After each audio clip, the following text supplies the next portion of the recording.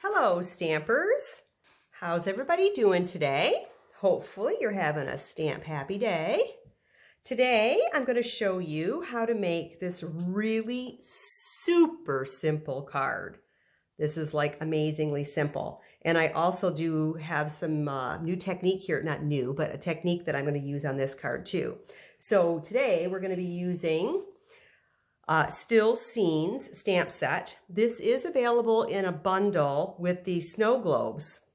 So it has like some snow globe stuff that can go with this. And there's some extra pieces in the die cuts that aren't, they don't actually match the stamps, but they're extra pieces. You can look that up in the catalog for sure. And then I also, even though this has a greeting, I wanted something smaller for this card. So I actually partnered this up with Itty Bitty Christmas. This, I tell you, has been one of my most used stamp sets this season. I love the font, the different fonts, and there's some fun verses, there's some traditional verses, so there's lots of things that go back and forth. If you watched my Feels Like Frost video, this is the Merry Christmas and Happy New Year that I used. So I have used this quite a bit. So this is a good stock Christmas greeting verse set to have. Might want to get that before it's gone, eh? Because I know they're going to be having a year-end closeout here, so a lot of that stuff's going to probably sell out. So let's get started here with what you're going to need. You're going to need half a sheet of thick white cardstock, which I did score here so that you, because the thick white tends to crack when you just fold it, so scoring it kind of helps. And then you're going to need a piece of smoky slate cardstock, 4 inches by 5 1/4 inches. And then a piece of the Feels Like Frost designer paper. I'm using the foil side. Of course, that other image is absolutely stunning too. And that is cut at 5 1/8 by 3 7/8. And then you'll need a scalloped oval. You can use the layering ovals dies to get that. It's the largest one.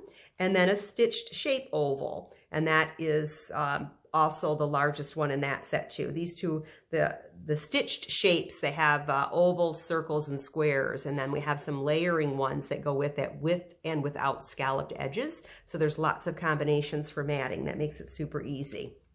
Okay, so let's get started. So, you know me, start with my card base in half. So I'm still going to use my bone folder even though it's scored because it kind of helps keep it more square when you do it that way.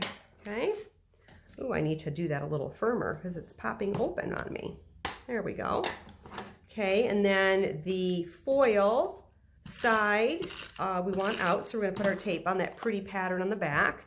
And it goes right over the top of that smoky slate. I have a very narrow border here on this, and it looks like I cut it wrong. Looks like I cut it on an angle. Let's see what I did here.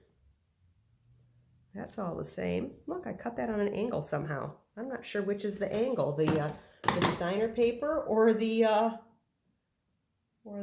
yes, I think it's the designer. The cardstock was actually at an angle. That was weird. Apparently my cutter wasn't doing very good there. And this goes straight down on the card base. And that one has a little bit larger of a border there, 1/4 inch instead of 1/8 of an inch. Okay. And then on the oval, I'm going to use some Versamark, and I'm using the little log cabin scene there. Now, of course, you could also do this in silver Delectica or Delicata ink if you were lucky enough to get that before it was sold out. That also is a beautiful image too. We're gonna get that done up in Versamark and get my silver embossing powder here. Probably should have used a little bit of an embossing buddy. Probably would have helped. Oh, it didn't really make a difference. There's not really any excess there. Came out very good. I must not have had too much static on that one. Set that aside. Get my heat gun. Oh, I smeared it a little bit. I really do enjoy embossing. It's just so elegant looking when you do that. I'm going to warm that a little bit. I'm going to warm from the bottom a little bit. It helps keep my paper a little flatter. And then you'll see this suddenly go from, I'm gonna do just half of it here, see if we can see that. So half of this is really shiny and half of it's kind of a flat, matte, kind of a gray looking. I know the camera may or may not pick that up, but as soon as you see all of that no longer that flat color, then you have this nice shiny surface and you are absolutely done heat embossing that. I'm gonna set that aside for a second, let that cool. And I'm gonna come over here. This, oh, I don't know where my embossing buddy is. I'll just rub it so that there's no static on that. I should have done this probably first, but we didn't. Because I'm going to stamp right on this designer paper down here towards the corner with the Season's Greetings.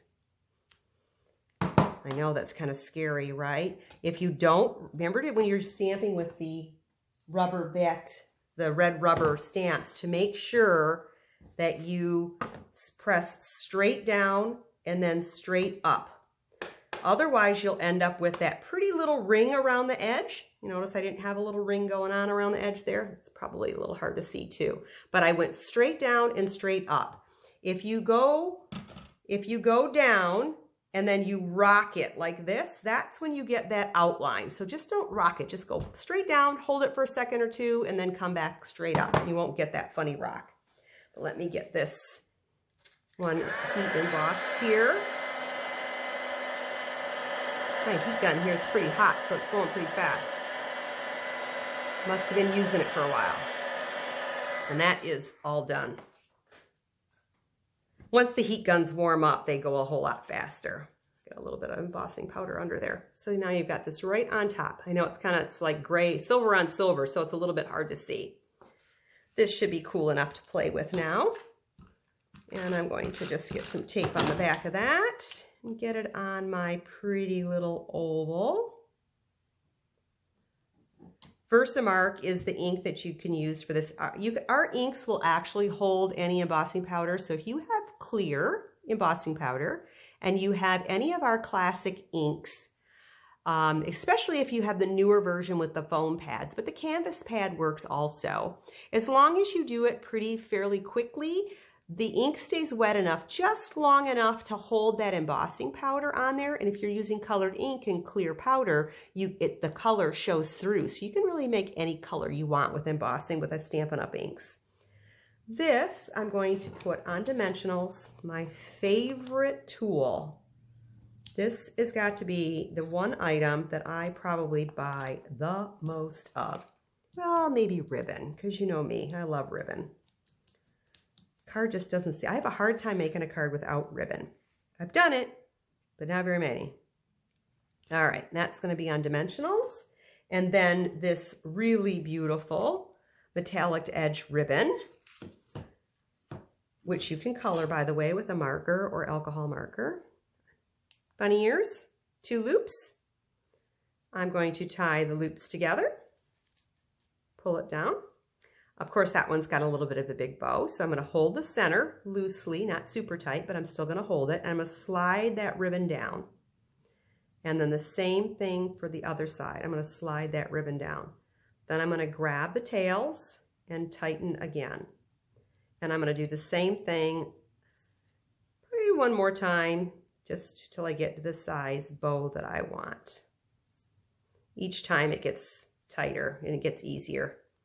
That looks good. And get my scissors here. Could have got some ribbon scissors, but I didn't have them with me.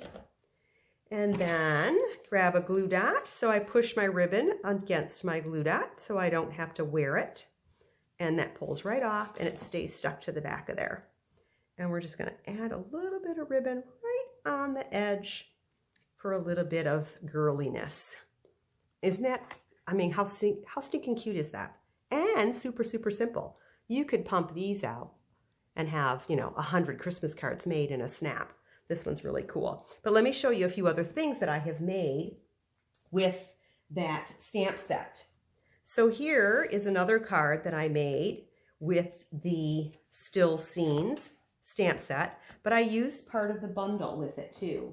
And I used, again, the layering, the stitched, the stitched shapes. This one's the circle. We had already used the oval. And then, as with the layering ovals, we have layering circles that also give you those extra parts and pieces.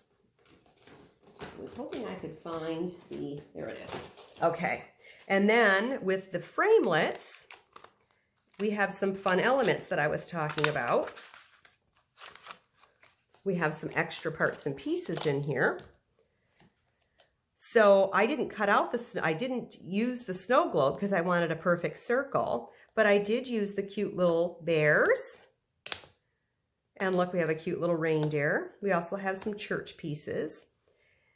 And then there are some bases for the snow globe base, but I stamped it straight on. I actually had used silver ink on this one. This one I used the embossing powder, or the silver embossing powder. And then another card that I did was with the actual parts and pieces with the shaker pieces, and pretty little shaker card. So I did a church with some glimmer trees in the background, and then I did use the base for the snow globe and put it on there. And again, I used the same paper. So all of this is from the same paper pack, the same Feels Like Frost paper pack. And I used Smoky Slate and Whisper White in all of them. So again, monochromatic, super quick and easy. This one's a little bit more work, but the other ones were really super fun. And actually this one wasn't too bad. You just had to make sure that you didn't lose all your little shakies going on. So that's my video for the day using the Still Scenes stamp set and the Itty Bitty Christmas stamp set. And have 3 lovely samples to share with you. If you have any questions, please feel free to comment below here on my blog so that you can, or on YouTube, you can comment there too, but you can also see more details about this stuff on my website at www.stampersclub.com, and feel free to use the Shop With Me button at the bottom of my post. The video should link right back to the post. If not, you can certainly search out Still Scenes in my website and you'll find the post. Thank you for watching. Have a stamp happy day. Bye.